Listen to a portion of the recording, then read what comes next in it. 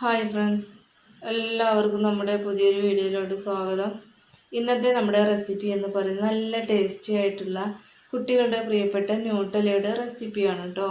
അപ്പോൾ എല്ലാവർക്കും ഇഷ്ടപ്പെട്ട നല്ല റെസിപ്പിയാണ്. വീഡിയോ ഫുള്ളായിട്ട് കാണാം, കണ്ടതിന് ശേഷം ട്രൈ ചെയ്ത് നോക്കാം കേട്ടോ. അപ്പോൾ നമുക്ക് വേഗം റെസിപ്പിയിലോട്ട് പോവാം.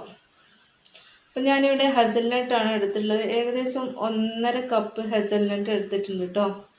ഈ ഹേസൽനട്ട് ഓൾറെഡി റോസ്റ്റ് ചെയ്തിട്ടുള്ളതാണ്, എന്നാലും നമുക്കിതൊന്ന് ചൂടാക്കി എടുക്കണം.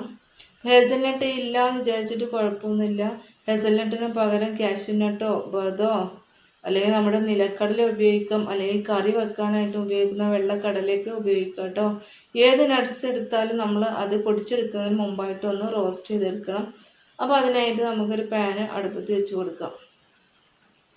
പാൻ ഇവിടെ നല്ലപോലെ ചൂടായി വന്നിട്ടുണ്ട് കേട്ടോ. ഈ സമയത്ത് നമുക്ക് ഹേസൽനട്ട് അതിലേക്ക് ഇട്ട് കൊടുക്കാം. ചെറിയ തീയിലാണ് വെച്ച് കൊടുക്കേണ്ടത്. ചെറിയ തീയിൽ വെച്ചിട്ട് നമുക്കൊന്ന് നല്ലപോലെ ഒന്ന് റോസ്റ്റ് ചെയ്തെടുക്കണം. റോസ്റ്റ് ചെയ്താൽ മാത്രമാണ് നമ്മൾ പൊടിച്ചെടുക്കുന്ന സമയത്ത് നല്ലപോലെ ഫൈൻ പേസ്റ്റായിട്ട് പൊടിച്ചെടുക്കാനായിട്ട് പറ്റുകയുള്ളൂ. ഇല്ലെങ്കിൽ ഇതിൽ തരിതരിപ്പൊക്കെ ഉണ്ടാവും കേട്ടോ. അപ്പോൾ തരിതരിപ്പ് ഉണ്ടായാൽ നമ്മുടെ ന്യൂട്ടലിലേക്ക് ഒരു ക്രീമി ആയിട്ടുള്ള സ്ട്രക്ചർ കിട്ടില്ല. അപ്പോൾ അതിന് വേണ്ടിയിട്ട് ഒന്ന് ചൂടാക്കിയതിന് ശേഷം പൊടിച്ചെടുക്കാം. പൊടിച്ചെടുക്കാനായിട്ട് നമ്മൾ ചെറിയ മിക്സിയുടെ ചെറിയ ജാറാണ് എടുത്തിട്ടുള്ളത്. അതിലേക്ക് 2 ട്രിപ്പായിട്ടാണ് പൊടിച്ചെടുത്തിട്ടുള്ളത് കേട്ടോ. ആദ്യത്തെ ട്രിപ്പ് നമുക്ക് ഇട്ട് കൊടുക്കാം. ഹസൽനട്ട് ഇട്ട് കൊടുക്കുന്ന സമയത്ത് ഒന്ന് ചൂടാറിയതിന് ശേഷം വേണം ഇട്ട് കൊടുക്കാനായിട്ട്. നല്ല ചൂടോട് കൂടിയിട്ട് പൊടിച്ചെടുക്കരുത്, ഒന്ന് ചൂടാറിയതിന് ശേഷം നമുക്ക് പൊടിച്ചെടുക്കാം. അങ്ങനെ 2 ട്രിപ്പായിട്ട് ഞാനിവിടെ പൊടിച്ചെടുത്തിട്ടുണ്ട്. ഇതുപോലെയാണ് കേട്ടോ നമ്മൾ പൊടിച്ചെടുത്തിട്ടുള്ളത്. ഒട്ടും തരിയില്ലാത്ത രൂപത്തിലാണ് പൊടിച്ചെടുത്തിട്ടുള്ളത്, കണ്ടില്ല. ഇനി നമുക്ക് ഇതിലേക്ക് മധുരത്തിന് ആവശ്യമുള്ള പഞ്ചസാര, 1 കപ്പ് പഞ്ചസാരയാണ് ഞാൻ എടുത്തിട്ടുള്ളത്.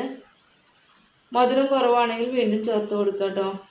അത് ഇതുപോലെ നല്ല പോലെ ഒന്ന് പൊടിച്ചു വെച്ചിട്ടുണ്ട്. ഇനി നമുക്ക് മിക്സിയുടെ വലിയ ജാർ എടുക്കണം. അതിലേക്ക് ഇട്ടിട്ടാണ് നമ്മളത് അരച്ചെടുക്കുന്നത് കേട്ടോ. അതിനായിട്ട് ഹേസൽനട്ട് പൊടിച്ചെടുത്ത് നമുക്ക് ആദ്യം മിക്സിയുടെ ജാറിലേക്ക് ഇട്ട് കൊടുക്കാം. പിന്നെ ഞാൻ ഇത് 2 ട്രിപ്പായിട്ടാണ് അരച്ചെടുത്തിട്ടുള്ളത്. ഒന്നിച്ചിട്ടെങ്കിലും പിന്നീട് അത് ബ്ലേഡ് ജാമായത് കാരണം 2 ട്രിപ്പാക്കിയിട്ട് അരച്ചെടുക്കുകയാണ് ചെയ്തിട്ടുള്ളത്.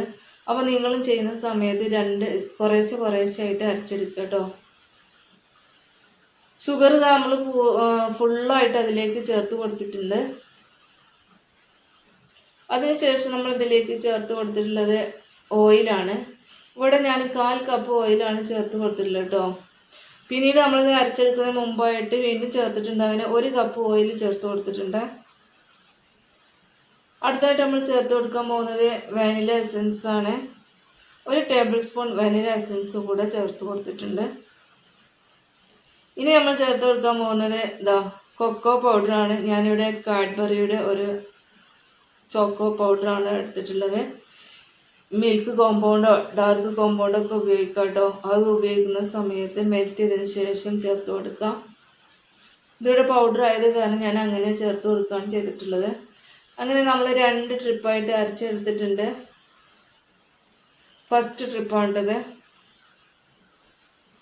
കണ്ടില്ല, നല്ല ക്രീമി ആയിട്ട് നമുക്ക് കിട്ടിയിട്ടുണ്ട്.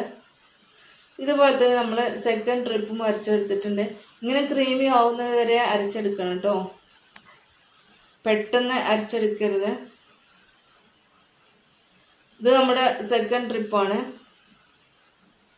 പിന്നെ ഒരുപാട് തിക്കായിട്ട് അരച്ചെടുക്കരുത്. അങ്ങനെ അരച്ചെടുക്കുന്ന സമയത്ത് നമ്മൾ ഫ്രിഡ്ജിലൊക്കെ സൂക്ഷിക്കുകയാണെങ്കിൽ അത് കട്ടയാവും. അപ്പോൾ അതുകൊണ്ട് ഈ ഒരു കൺസിസ്റ്റൻസിയിൽ വേണം കേട്ടോ ചെയ്തെടുക്കാനായിട്ട്. അങ്ങനെ നമ്മളിതാ ഒരു ന്യൂട്ടലയുടെ ബോട്ടിലൊക്കെ എടുത്തിട്ടുണ്ട്. അതിലേക്ക് നമ്മുടെ ന്യൂട്ടല ഒഴിച്ചു കൊടുക്കുന്നുണ്ട്. കണ്ടില്ല, നമ്മൾ കടയിൽ നിന്നൊക്കെ വാങ്ങിക്കുന്ന അതേ ഒരു കൺസിസ്റ്റൻസിയിലാണ് നമുക്ക് കിട്ടിയിട്ടുള്ളത്. നമ്മൾ ഡാർക്ക് കോമ്പൗണ്ടാണ് ഉപയോഗിക്കുന്നതെങ്കിൽ നല്ല ഡാർക്ക് കളർ കിട്ടും കേട്ടോ. അപ്പോൾ ഇതാണ് ഇന്നത്തെ നമ്മുടെ റെസിപ്പി എന്ന് പറയുന്നത്. റെസിപ്പി ഇഷ്ടപ്പെട്ട് കഴിഞ്ഞാൽ നമ്മുടെ വീഡിയോ ഒന്ന് ലൈക്ക് ചെയ്യാനും അതുപോലെ തന്നെയാണ് നമ്മുടെ ചാനലൊന്ന് സബ്സ്ക്രൈബ് ചെയ്ത് സപ്പോർട്ട് ചെയ്യാനൊന്നും മറക്കരുത്. അടുത്ത നല്ല റെസിപ്പിയുമായിട്ട് നമുക്ക് വീണ്ടും കാണാം. ബൈ.